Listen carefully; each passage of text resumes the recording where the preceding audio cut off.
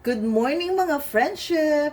Magluluto po ako ng breakfast at ito po yung ulam namin, marinated pork chop.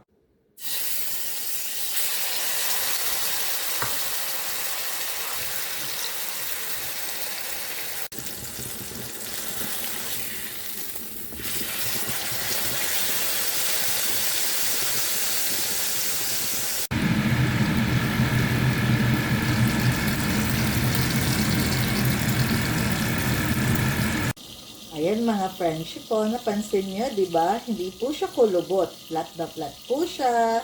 Hindi po siya nag-curve.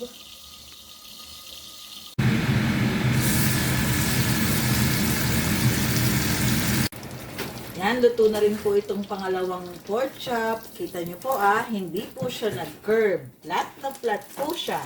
Ganun lang po yung trick. Ang galing mo, ma'am. Kumukulo na rin po ang sinaing. Yan, sabay-sabay ko po siyang ginagawa para hindi po nag-aantayan yung ulam sa kayong kanin. Yan. And then, iniinit ko lang po yung natira naming bulalo last night. So, kumpleto po kami. May fried, may soup, and then rice. Okay, let's have breakfast.